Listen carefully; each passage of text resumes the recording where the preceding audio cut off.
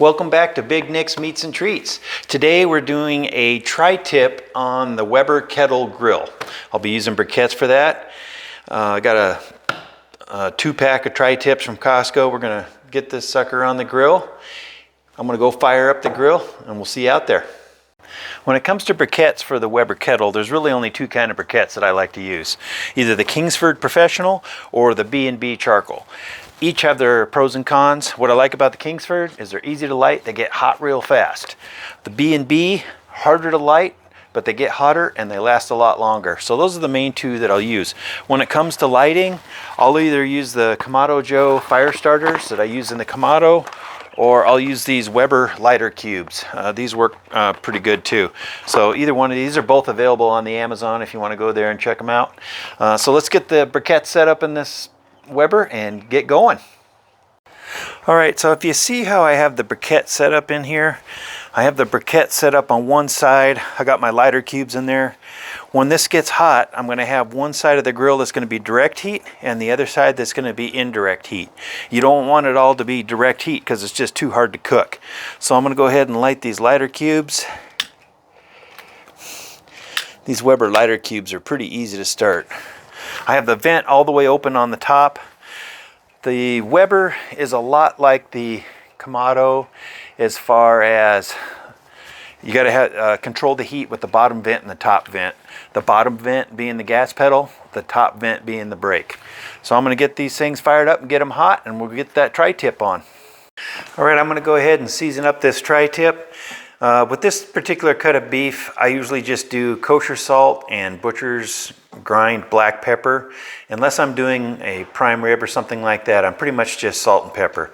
So I'm going to just take some kosher salt on here and let it rain.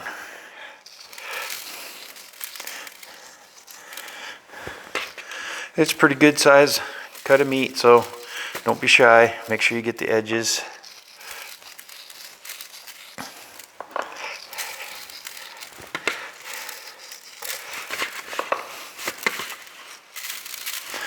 All right, now the butcher's grind black pepper. I really like this for beef because it's a thicker grind and it just imparts a real good flavor.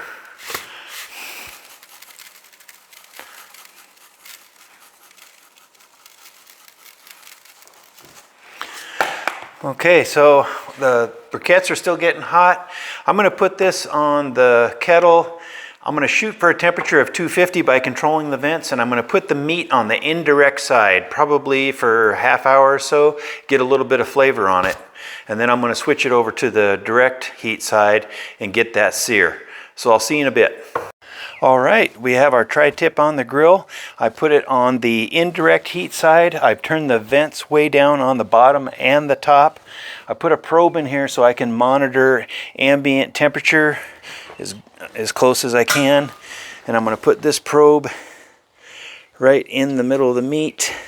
And I'm going to go for a cook temperature, total cook temperature when I'm done, of about 135 to 140.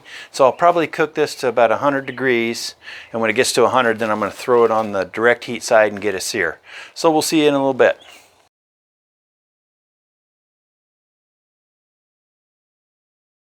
All right, the grill's been running between 275 and 300 the whole time, and I had the vents almost closed both on the top and bottom. Now I have opened the bottom vent all the way, taken the lid off, and this is going to allow those briquettes to get smoking hot. And the meat right now is about 105, and I'm going to go ahead and sear it on both sides on direct heat now, probably 90 seconds to 2 minutes per side. Once we're all done with that, we'll bring her in, let her rest a little bit, slice her open, and have some delicious dinner.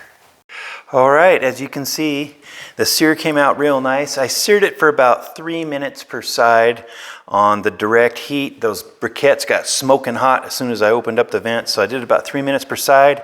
I have an internal temperature now of a little over 130 degrees. I'm going to let it rest probably for about 7 to 10 minutes, and then we'll slice into it and get a bite. Welcome back. The tri-tip is ready to be sliced. Got some real good color on it. It smells fantastic. Just like with a brisket, I want to cut this across the grain, so look carefully to see which way the grain's going on the meat. And let's go ahead and slice into this thing here. Oh man, does that look good? Oh, look at the juice. Oh, oh yeah. That's what I'm talking about. That looks great. Look how juicy that is. Super good flavor. So good. Just goes to show you, you don't have to spend $1,000 on a pellet grill to have good barbecue. You can get yourself a Weber grill for $100. Get you started. Super easy way to do some fantastic barbecue. If you like the video, give me a like and a subscribe. And until I see you next time, watch me work, baby. Watch me work.